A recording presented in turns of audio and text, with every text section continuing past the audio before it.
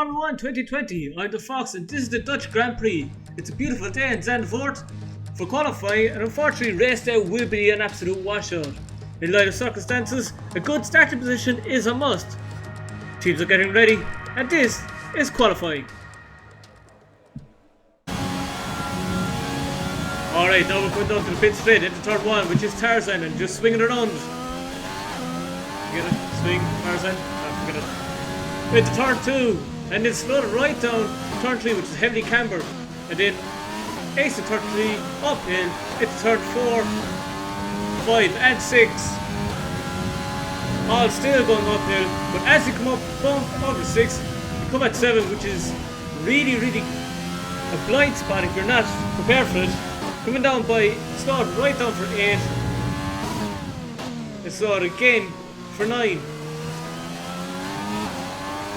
And then we slowed all the way down and get ready for the first DRS zone on the exit of 10.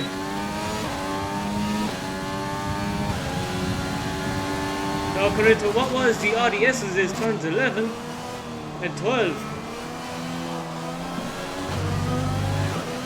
Forward again to the penultimate Kumo corner.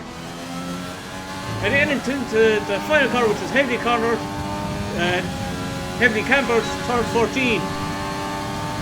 Final DRS straight, pit straight, and there we have it, a lap of Zandvoort.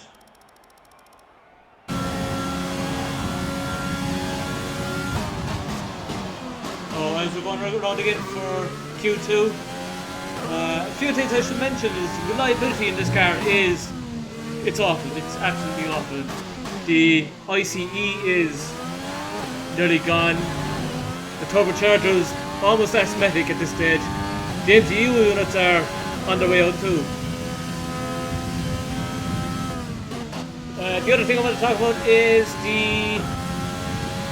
how Pirelli are coping with turn 14, because it's very reminiscent to turn 13 of the Indianapolis Grand Prix circuit that was in the USA Grand Prix in 2005. When Michelin's tyres kept on bursting in that turn. Unfortunately, no word has come of it yet on how Pirelli have managed it, but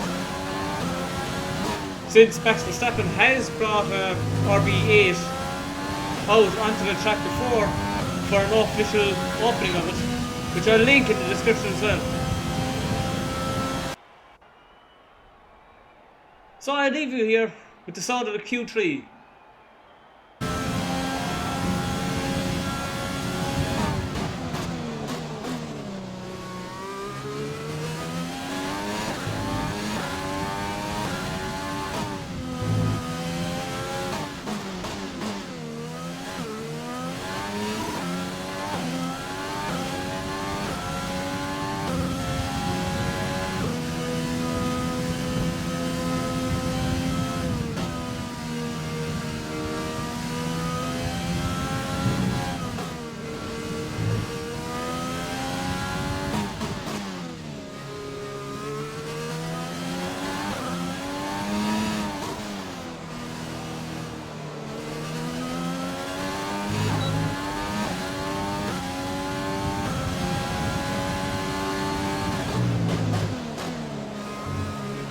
Less than a lap of fuel now. The tank is empty.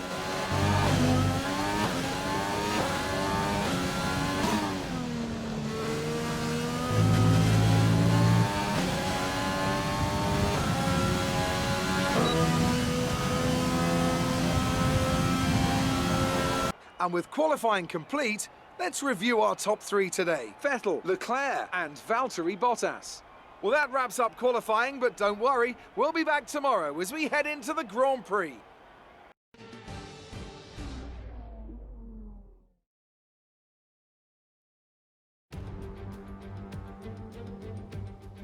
It was 5 years ago that the late great Niki Lauda took his 25th and final Grand Prix win here at Zandvoort. He came from 10th on the grid to beat his McLaren teammate Alain Prost by just 0.2 of a second. Well, Zandvoort is a very different circuit today, of course, but still one with an incredible legacy. And we're going to add to that. Welcome along to the 2020 Dutch Grand Prix. A lap of this short 2.6 mile Zandvoort circuit features 14 corners, 10 to the right and 4 to the left. The main straight is 678 metres long and heads into turn 1, the Tarzan corner. With DRS down the main straight into the braking zone, that could be the best overtaking opportunity on the track. Joining us today to oversee all the thrills and spills, it's Anthony Davidson. And great to see you. How are you feeling about the race today, and how are the circuit conditions from what you've seen? Well, the surface looks clean enough, but I'm a little bit worried about the track temperature. It's pretty cool out there, which could give some teams difficulty when it comes to keeping their tyres in the right operating window. The cars out there that work their tyres hard and really put a lot of energy through them, they'll be the ones that are better off. Off the back of a fantastic session, it's time to see how our starting grid looks for today's race. Sebastian Vettel has a clear track ahead of him today. He starts in pole position, with Charles Leclerc alongside. Looking at the rest of today's grid, we have Bottas, Verstappen, Alexander Albon, Green, Hamilton, Sainz, Ricciardo and Lando Norris, Stroll, Perez, Kimi Raikkonen and Kvyat, Giovinazzi, Ocon, Kevin Magnussen and Pierre Gasly, Grosjean, Schumacher, Russell and Nicholas Latifi. It's almost time for the lights to go out, so let's head down to the track and get this Grand Prix underway.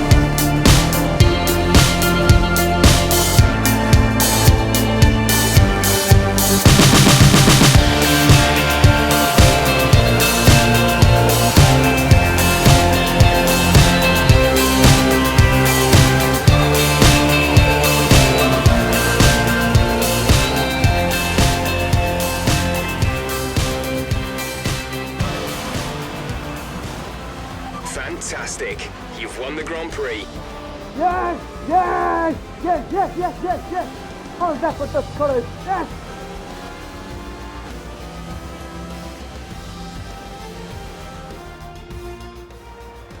Well, that might not have been the finest race in history, but there's no question it was a critical win.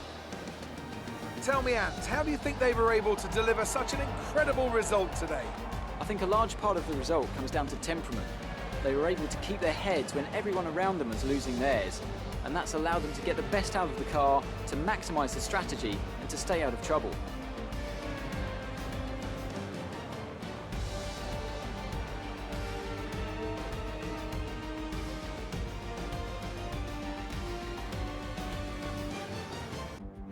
A show-stopping performance from the drivers approaching the podium right now. It's been an interesting Grand Prix, that's for sure.